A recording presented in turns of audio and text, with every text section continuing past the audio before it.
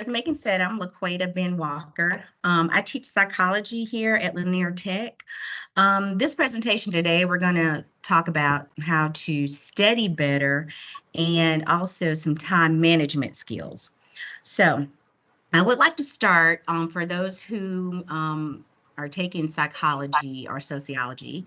If your instructor is offering extra credit for viewing this presentation, make sure you submit your responses or your answers in Blackboard. Please do not type the answers here. If you do, they'll just be here for nothing. Your instructors are not necessarily going to view it here. If they provided you a link or some specific instructions, just make sure you adhere to those. So as part of one of those questions, I would like for the psych and soc students to recognize that the colors that I'm wearing are black with red and white.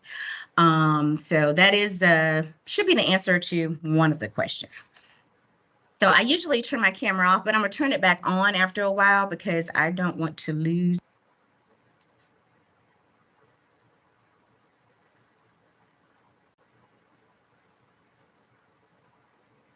Miss Ben Walker, are you there? I think we've already lost you. Okay, I'm here. Can you hear me? Okay, yes, I can. Yes, okay. I'm going to see why my presentation, there we go. Sorry. So we're going to start with procrastination.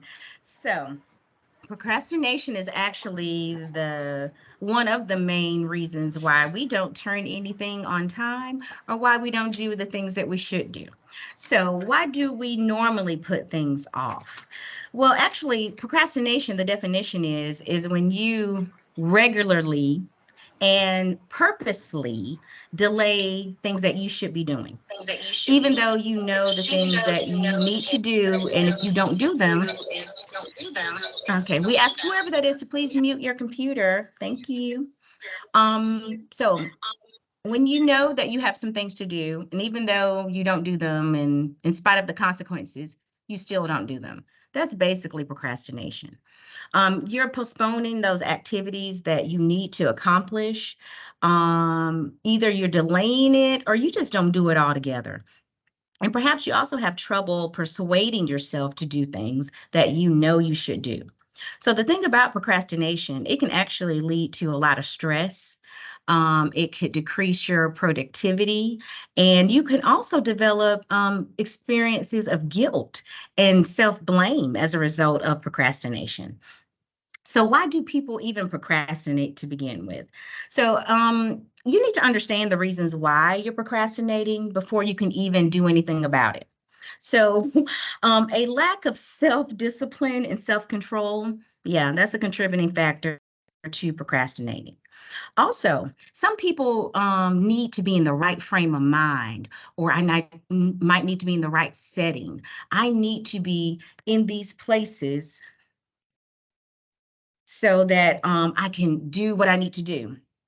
Yeah, that probably is not always going to be the case. So there is a myth about procrastination. That one is some people tend to think that they work better under pressure. Okay, sorry, I needed to mute something. Okay.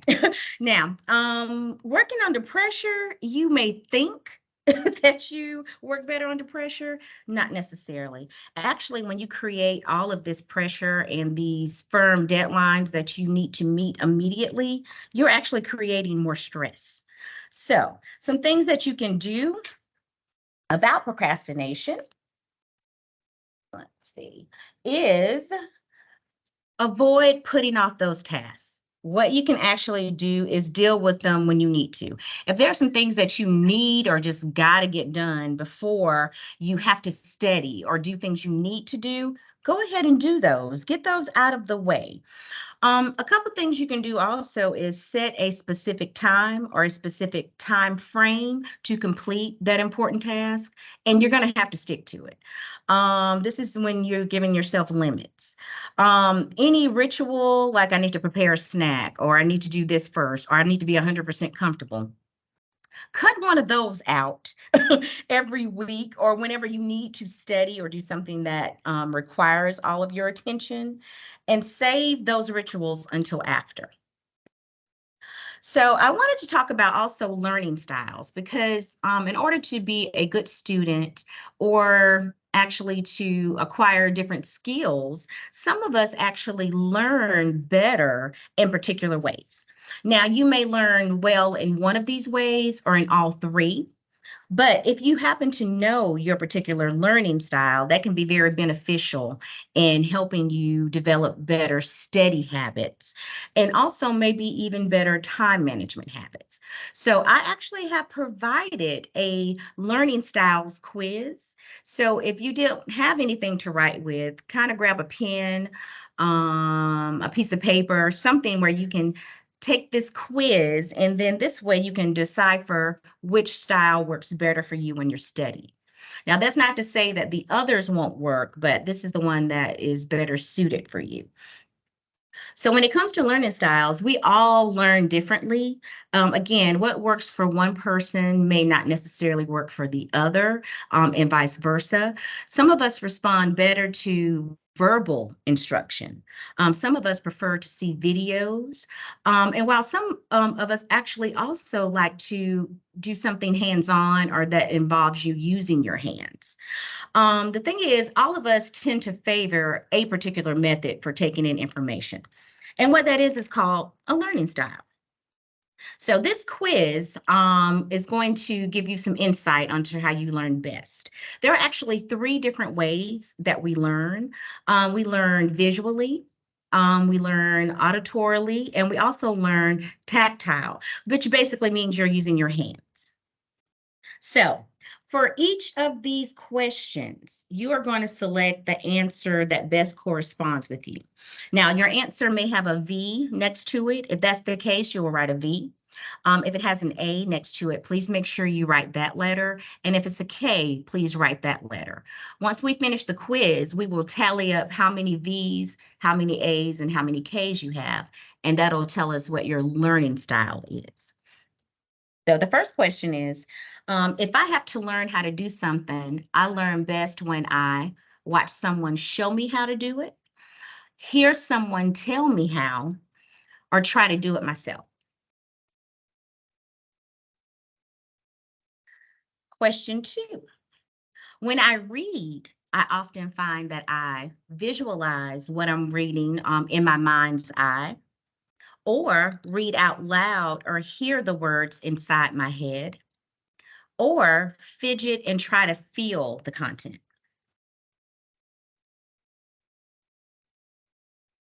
Question three, when asked to give directions, I see the actual places in my mind as I say them, or I prefer to draw them, or I have no difficulty in giving them verbally, or I have to point or move my body as I give those directions.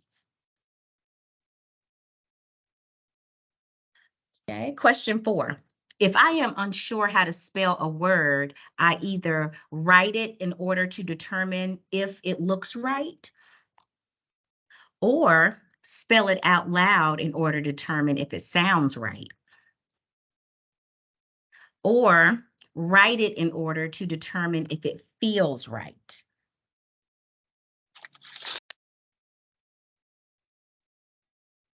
Question five, when I write, I am concerned with how neat and well spaced my letters and words appear, or I often say the letters and words to myself, or I push hard on my pen or pencil and I can feel the flow of the words.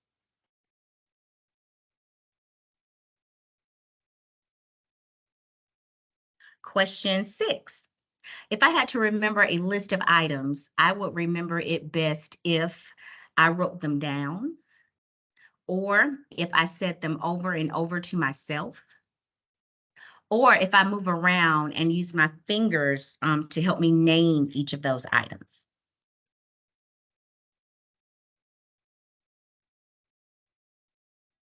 Okay, question seven. I prefer teachers who use a board or an overhead projector while they lecture, or I prefer teachers who talk with lots of expression. Or do you prefer your teachers who use hands-on activities?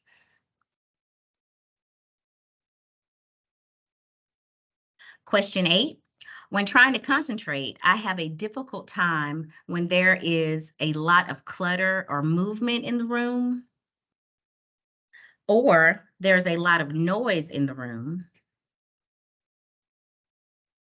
or you have difficulty concentrating when you have to sit still for any length of time. Whoops. Okay. Even though I skipped it, I'm going to go over question 9. Sorry. So, question 9, when solving a problem, I write or draw diagrams to see it. If you select that one, that will be V as in Victor. Or when you're trying to solve a problem, you talk yourself through it. That would be the letter A as in apple. Or when you're solving a problem, you use your entire body. You actually have to move objects around to help you think. That would be K as in kite.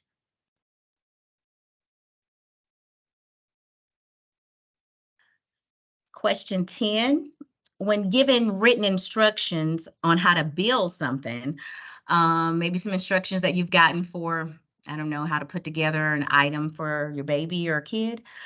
If you read those instructions silently and you're trying to visualize how those parts work together, you're going to write V for Victor.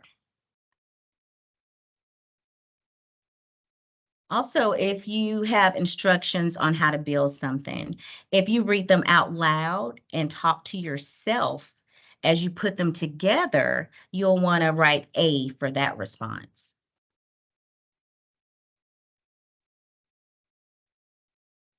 And the last one, or last option, when you have written instructions on how to build something, if you prefer to try to put the parts together first and read the instructions later, you're going to write down the letter K for number 9. Excuse me, number 10. Okay, now we're caught up with the PowerPoints. So question 11. While you're waiting for something or someone to keep yourself occupied, do you usually look around, stare, or read? Or do you talk or listen to others? Or do you walk around, move things with your hands, or have to move or shake your feet while you sit?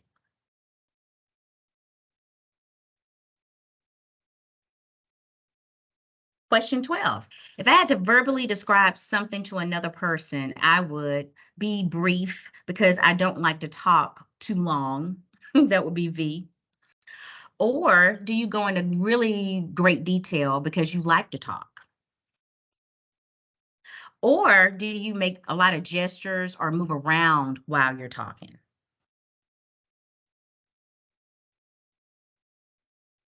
And question 13. If someone were verbally describing something to you, you would try to visualize what they're saying? Or would you enjoy listening, but you want to interrupt and talk yourself? Or do you become bored if their description got too long and too detailed?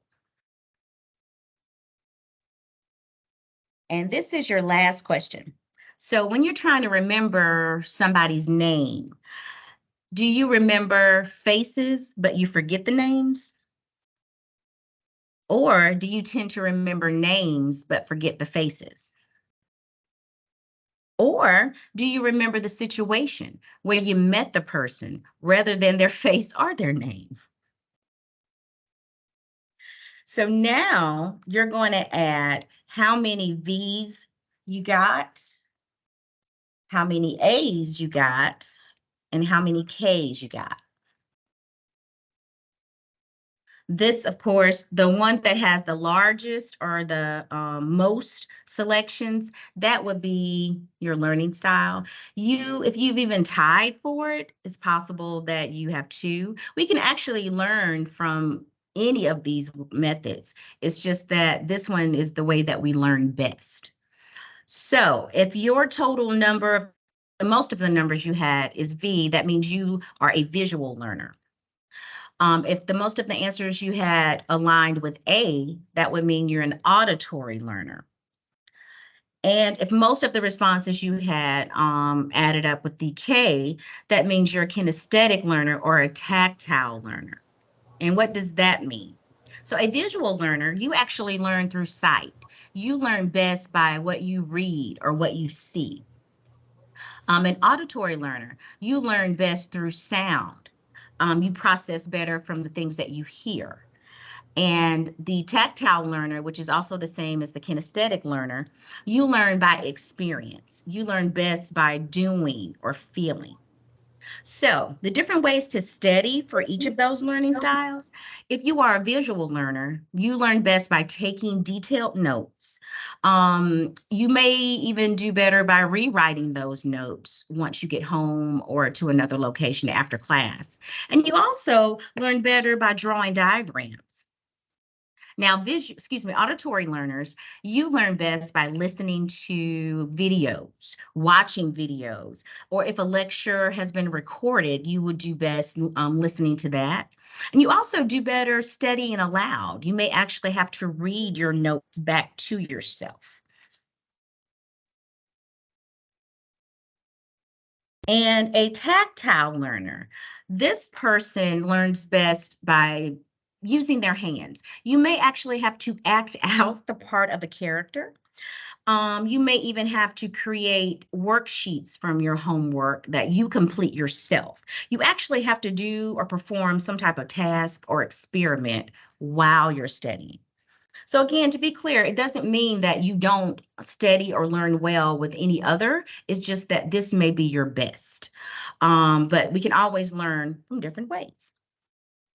Now, one thing that I have noticed when it comes to study skills is being organized. Organization, I know it sounds a lot easier than it is because it actually can take practice. But once you've organized all of your information and you know when assignments are due and you've actually prepared and set aside time to study, you will actually be a better student. So, how do we get organized? For most all classes, there is going to be a syllabus provided by your instructor.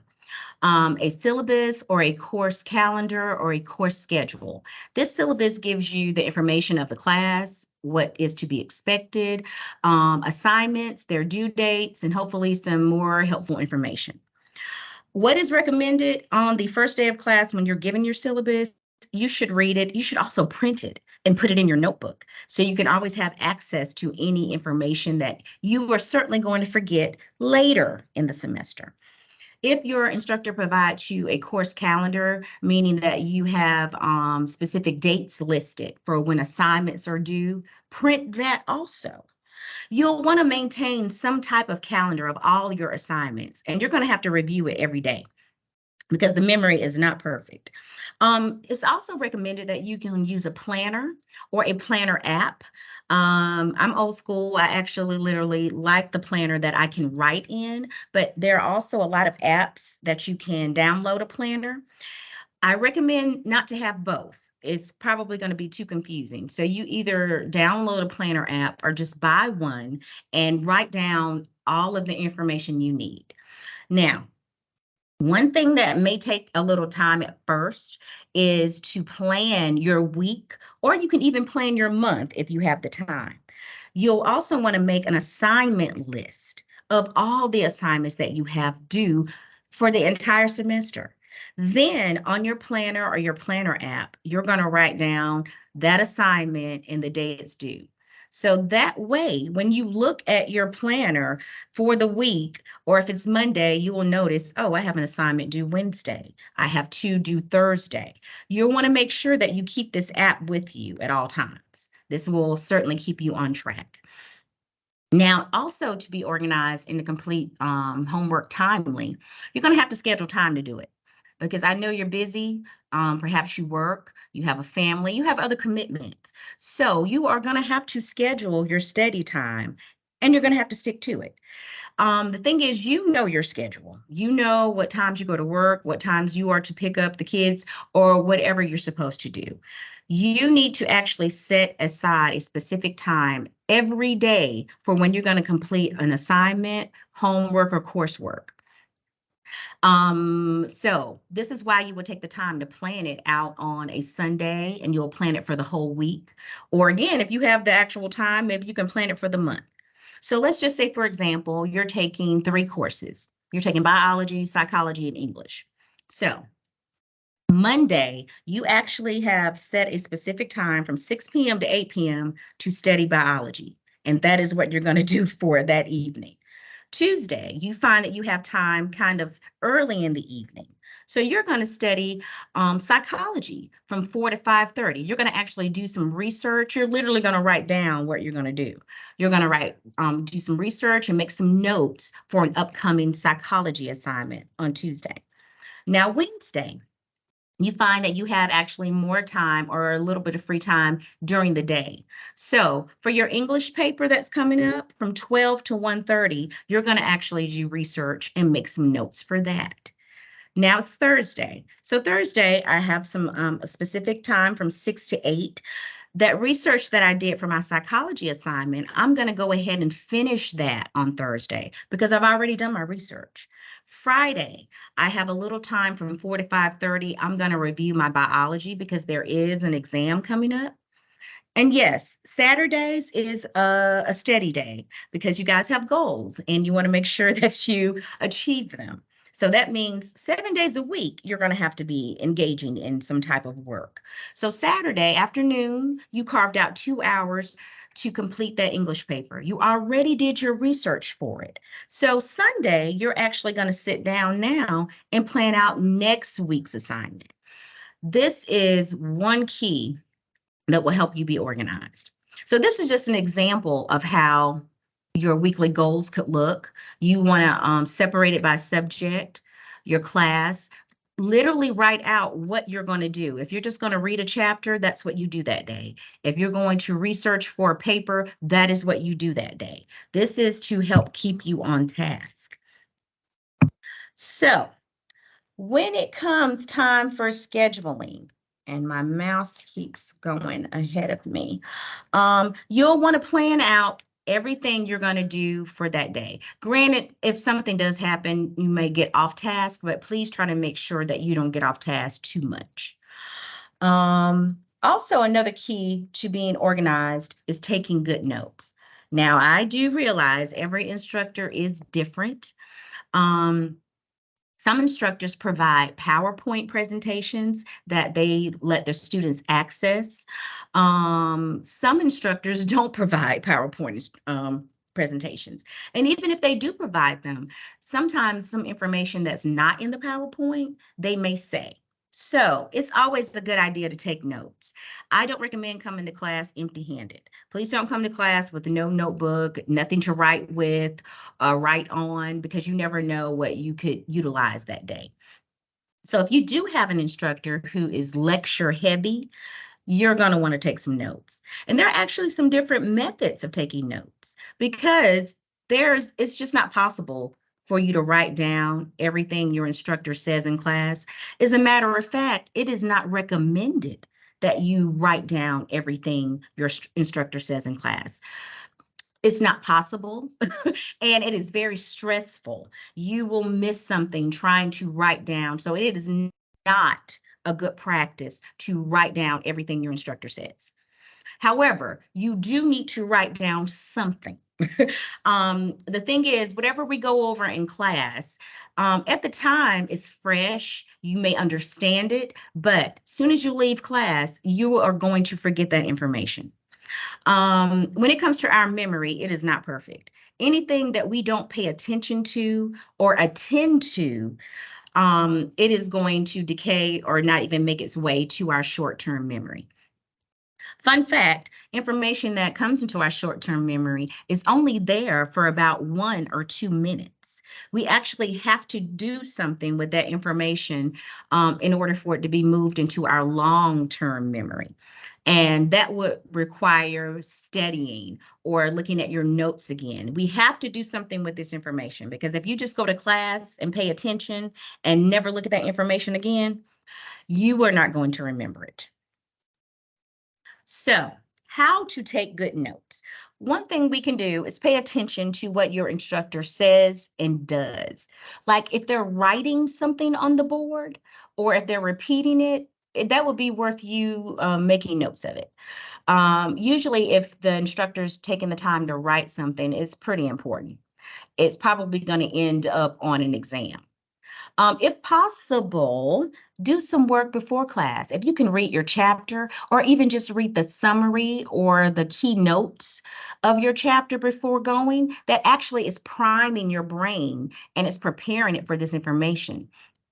So if you are able to do that, once you hear this again in class, it's going to sound familiar and it won't take that much to remember it later. Also, this is something that I find very, very helpful. When you're taking notes, write notes in your own words. You need to write it in a way that you get it. This is going to reinforce your understanding of that topic and it's going to help strengthen your memory. So if your instructor is giving a definition and giving you some examples, when you write it in the method that you understand it. And that's a way that it's going to stay with you basically by doing it that way. So some common mistakes students make when they're taking notes. Again, students try to write down every single thing the teacher says without actually listening. When you're writing, your notes should be short, sweet, and right to the point. All that elaboration that your instructor's doing sounds good, but if you need that, take that time to create some quick examples to align with what the instructor says. But it's not possible and it's not a good idea to write down every single thing your instructor says. Another mistake is while you're taking notes, you don't think about the topic that your teacher's saying. When you're taking notes, it's important to remember ideas, but it's also important to able to understand those difficult ideas. So what you need to do is kind of listen. Your notes don't make any sense if you don't understand what the concept means. And another mistake, students don't ask questions. You don't ask questions while the teacher is lecturing. And also, this is when the ideas are fresh in your mind. I mean, I get it. It could seem intimidating or embarrassing, but instructors, teachers, we love questions. This is confirmation for us that you don't understand, or you do, or you just want to contribute to the conversation. It is really not a good idea to wait till after class to try to talk to your instructor. If possible, ask during the lecture. You're not interrupting. We are having class. It's instruction. We want to actually get you in the moment and want you to understand. Also, another good way of taking notes, if you're a note taker, is an outline method. Now, this is one of the very first ways that I took notes when I was a freshman in college, because at that time, there were no PowerPoint presentations. So my instructor was just talking endlessly, and I literally was trying to write down everything they said.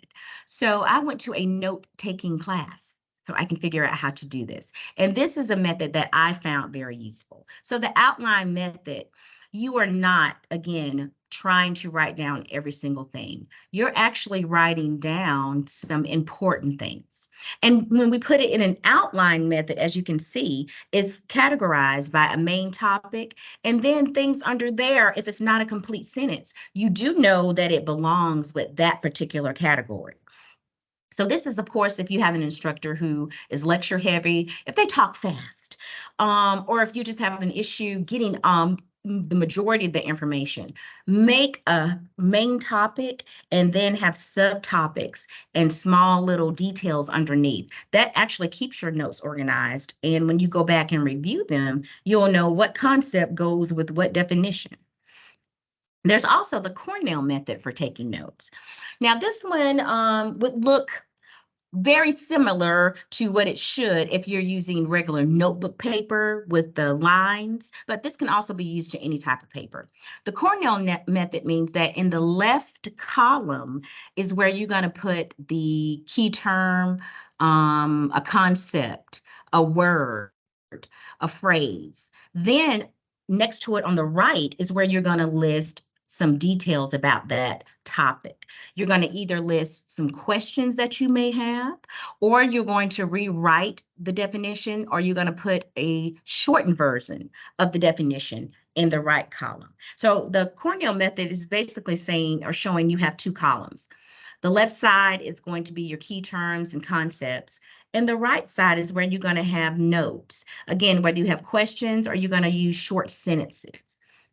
This is also a really good quick method of taking notes. Now, another way of taking notes is the boxing method. This is actually even shorter than the Cornell method. So with the boxing method, it's just what you see here. You're going to take your paper, you're going to create this big square. You're going to put an idea or a key term or a concept in there. Then you're going to put a couple of more that align with it. Those go together. Then you're going to create another box. So as you can see, you're going to have these boxes or circles with all these concepts and idea that goes together. That way, again, when you go back and review your notes, you're going to be able to know what goes with what and what does this mean. Now, the mapping method is very similar to the boxing method. The only difference is that you're going to draw lines to connect your ideas and thoughts. So the mapping method of taking notes is you're going to have your topic in the middle, and you're going to have this big circle around it. Then you're going to have your subtopics that are drawn out from that. Then if the subtopic has some more information or ideas, you're going to list them under that. So again, if you're a person who is not the best writer, this would be a good method because again, these notes are short and sweet. All you're doing is creating small details to help you get your notes together. So also, part of being a good student, we know is having good study tips. I'm finding that this can be an issue for us because we can get distracted. And let's be honest, studying is no fun. But however, if you're in school and your goal is to get your degree or certificate or diploma, studying is going to have to be involved in here somewhere. So I know studying can be long and drawn out. So here are some tips that can possibly help you with studying. If there's homework assigned, always do it. That homework is practice for your upcoming exams. Also, most classes are going to have some type of textbook. Read it. Read your chapter. If reading a chapter, which I know can be so boring, well, why not start by reading the subheadings or the captions, or if they have a picture and a summary that goes with it, or graphs, or read those first. Read any information in bold. That's going to give you an idea of the key concepts.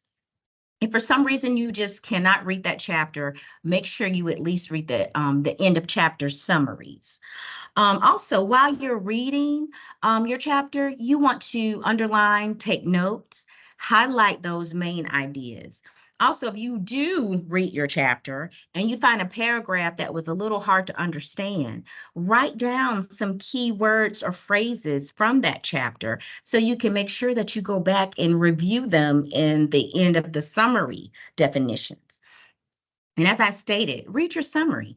Even if you're going to read your whole chapter, still read your summary. The summary is actually outlining the major points that are covered in the chapter.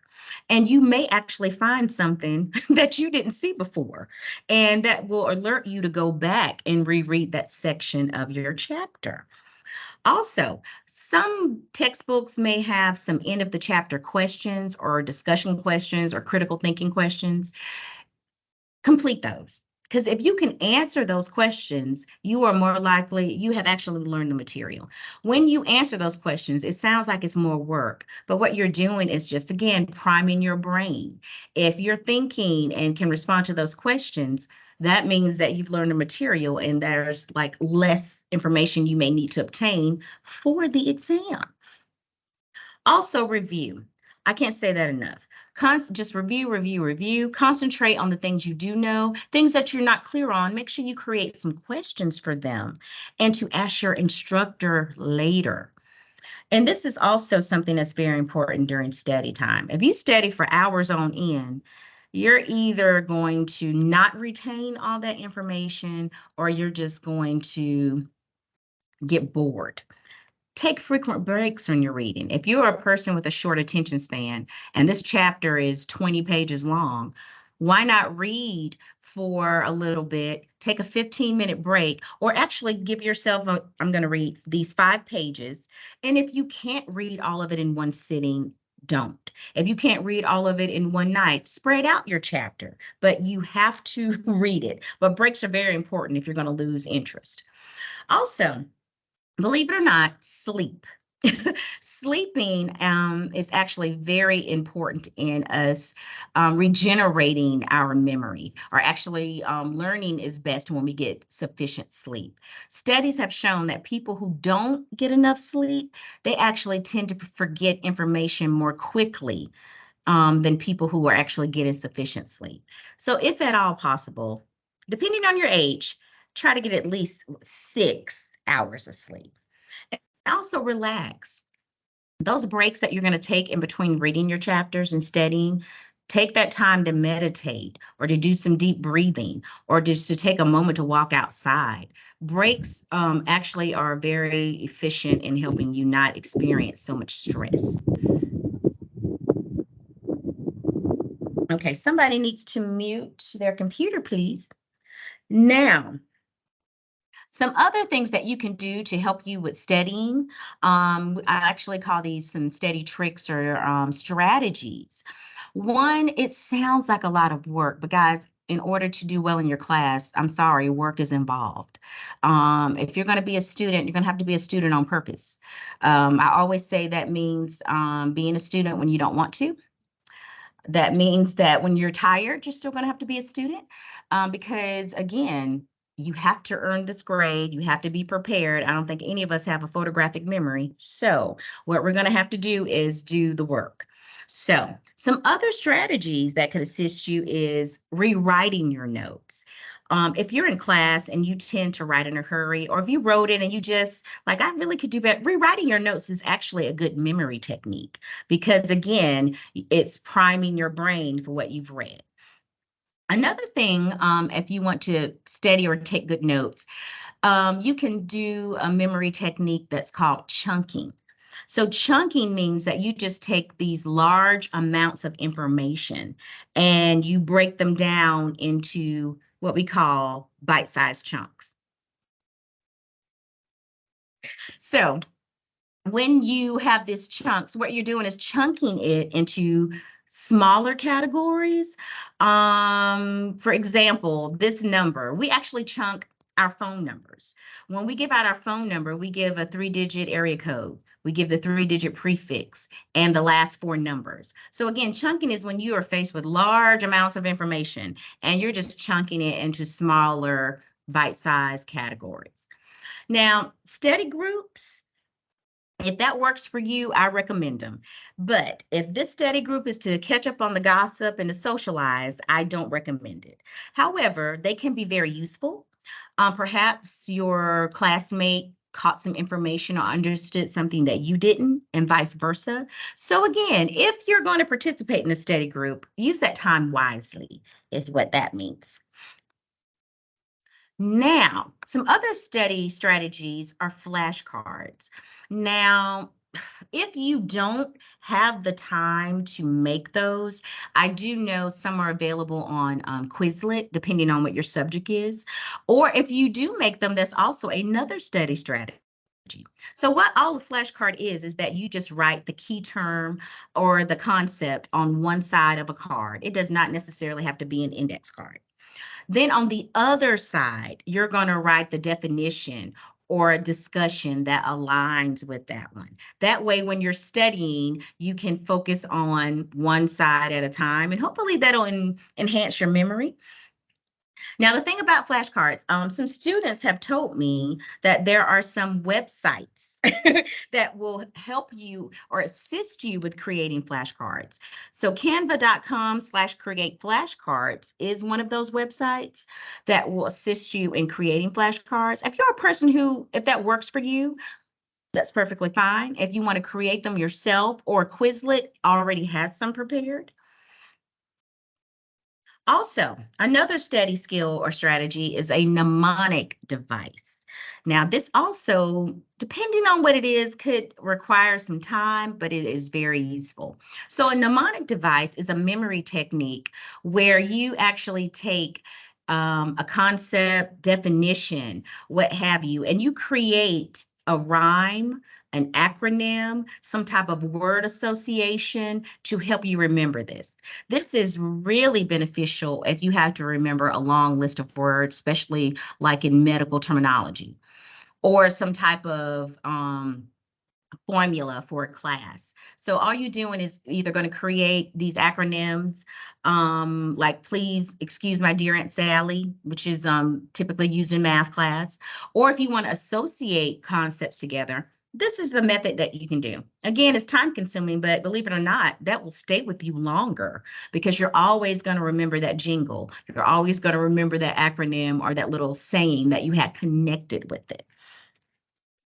Now, also another part of being a good student is time management and stress, or actually alleviating stress. So I get it. We're all busy. We all have a lot to do. The thing about stress, a little stress, believe it or not, is good. It can push you to do better, but too much stress can be a bad thing. When we are very stressed, we can start making mistakes. You can actually just shut down. And while we're shutting down and making these mistakes, time is still ticking. This assignment is still due. I still need to get things done. So when you find yourself very stressed, utilize some relaxation techniques like deep breathing. I'm a big fan of meditation. Meditation does not have to be sophisticated or elaborate. Meditation involves you just tuning out distractions and deep breathing. It can be for a couple of minutes, a couple of seconds, if it need be, maybe an hour or so. And once we do that, what you're doing is just relaxing your mind and your body. Also, another method to de-stress is control your negative self-talk. If you tell yourself you're going to fail this class, you're going to start to believe it.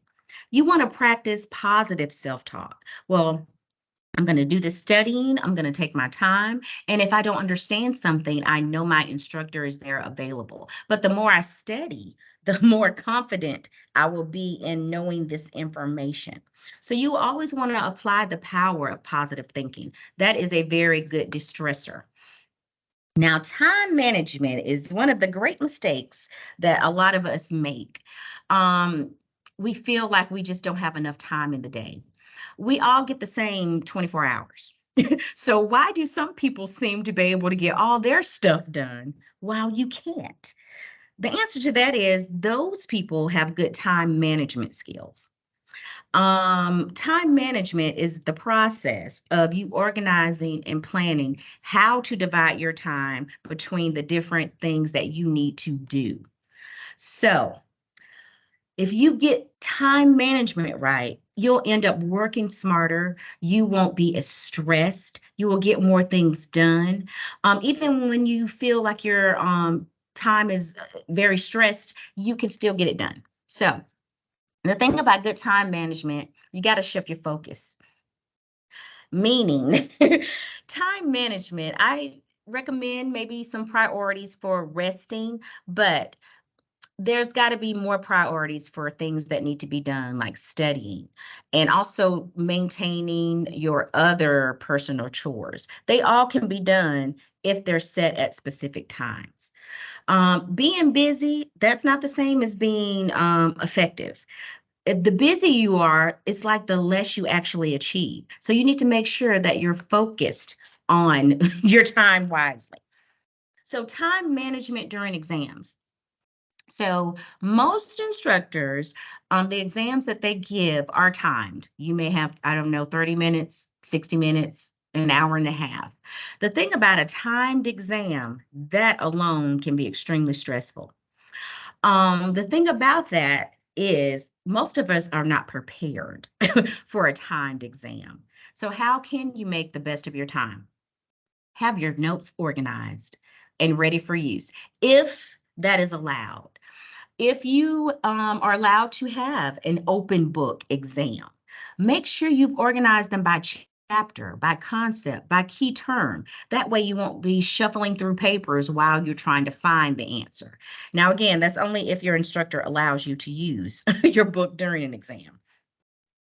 If not, you'll want to create some type of dump sheet. This is how you're going to study for your exam, meaning you're going to put all the important information, vital terms, key terms, all on one sheet of piece of paper. You're going to write that down and you're going to create notes from that if necessary. Also, if you can, preview the test. If you know what kind of questions you're going to have, you can also be better prepared. So, for example, if it's allowed, will your test be multiple choice, true, false, essay, discussion? The more you know about the exam, the better prepared you can be for it. And also, you'll want to create a test schedule.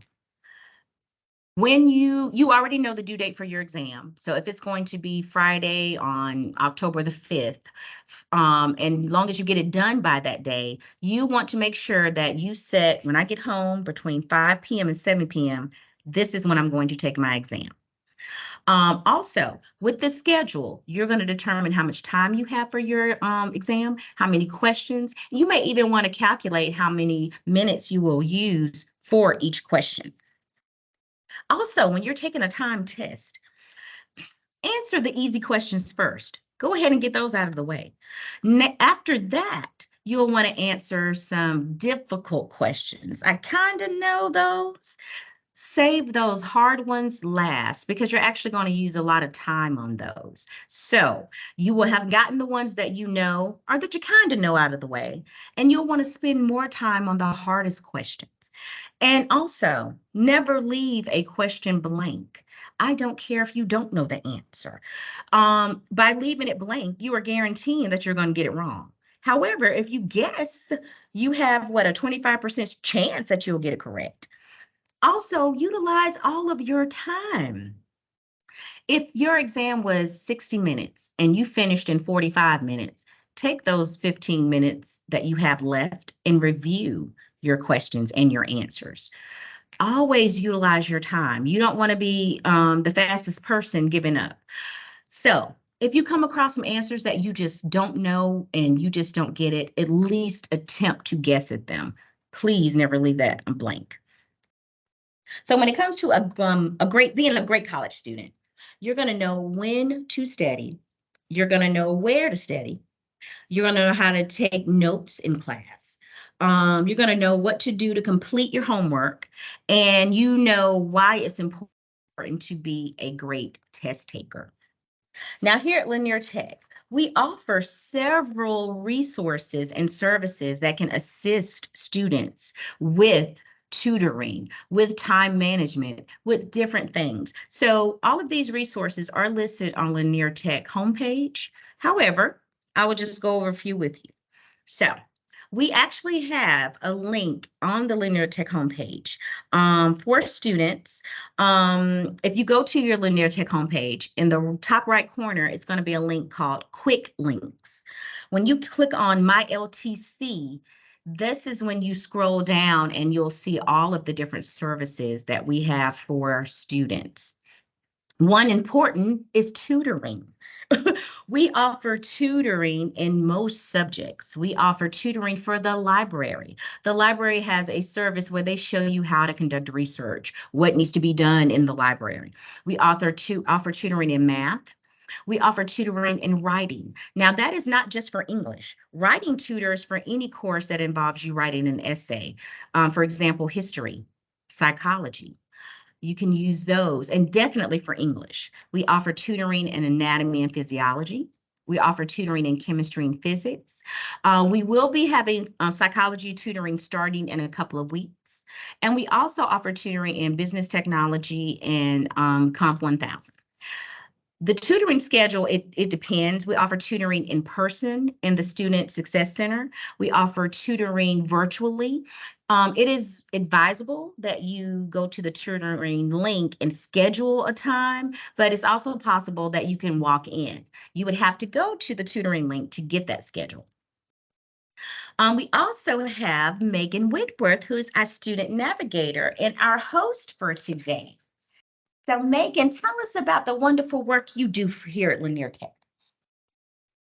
I've already been in contact with some of you guys. I've been really reaching out to a lot of students lately.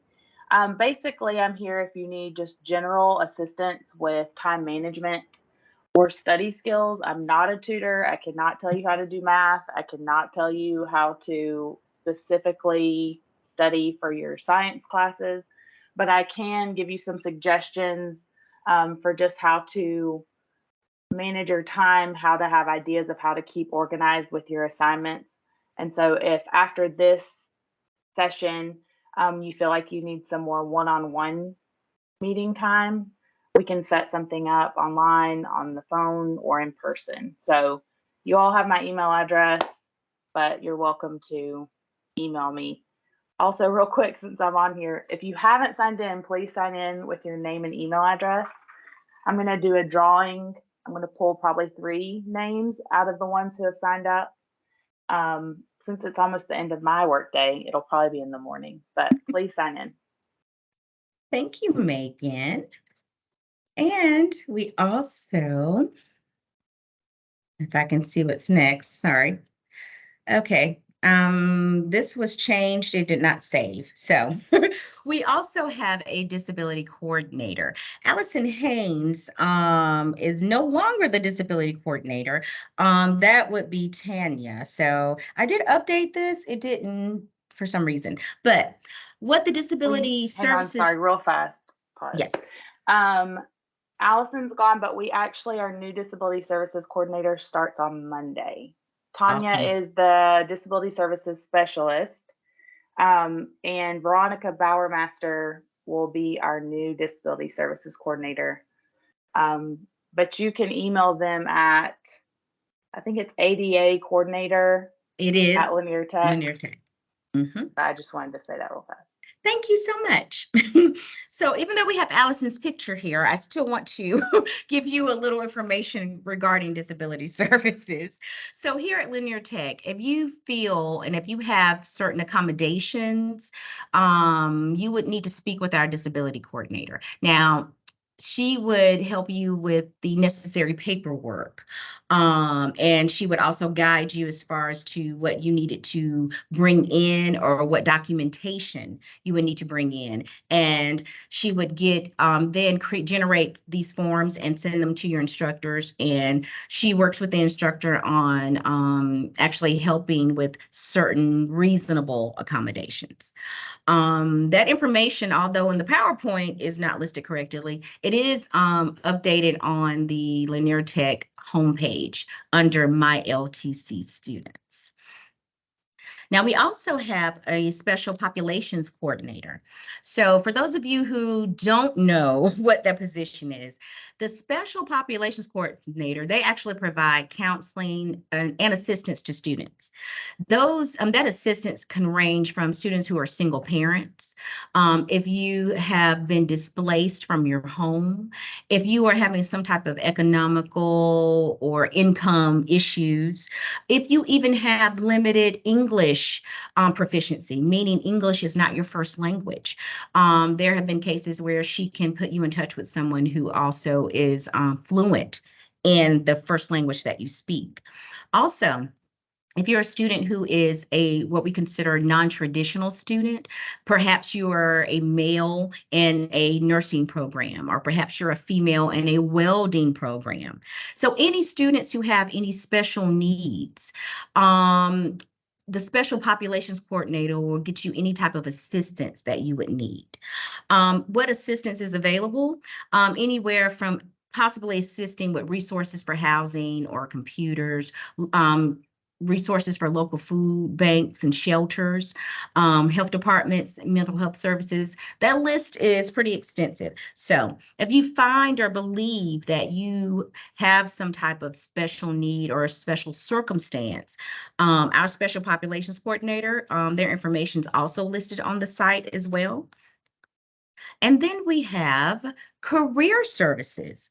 This is also if you, not only if you're going to graduate and you're looking for a job, if you need to be employed currently while you're in school, or if you just need to, if you actually decided you were majoring in something and you know what, this major doesn't work for me and I don't know what I want to do. At Career Services, they're also, they have these assessments that can help you maybe decide or determine what you like or enjoy, or even what you're skilled or talented in. They also offer services in resume creating, interview skills. Also, there are job postings there. So if you find yourself in need of any of those services, you should reach out to our career services coordinator. That's the email address for it right there. And also you can find that again on Lanier Tech homepage.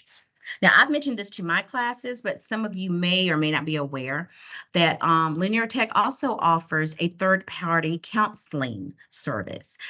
We actually call this Aspire. This program is available 24 hours a day, 7 days a week, 365 days a year. What this service consists of is that we actually have licensed mental health professionals, counselors, or therapists who are available to assist you in any issue that you have. What you have to do is actually visit the website or call the toll-free number. Now, once you do that, you will have to give them a password, which is Lanier, alerting them that you are a Lanier Tech student. This service is available for all students. It does involve an intake process, but once all of that intake and triage takes place, you will then be put or assigned with a licensed mental health counselor. So if any of you find that you feel that you may need these services or could utilize them, we offer that. And also you can find this information on the Lunar Tech homepage as well. So that concludes our presentation on study skills and time management skills. I would like to just reiterate again, if your instructor is offering some type of extra credit, please make sure that you adhere to what they want you to do. Basically, please do not submit any answers in this platform because no instructors are checking it. You'll want to make sure that you go to your course and follow their instructions. For those Psych and Soc students who've attended, I will point out that I'm wearing black with white and red flowers. So that should answer one of your questions. Does anybody have any questions or something that I didn't cover or something that maybe I can address for you? So this session was recorded. I know in my courses, I put the link or instructions on how to find the recorded session for later. And no questions?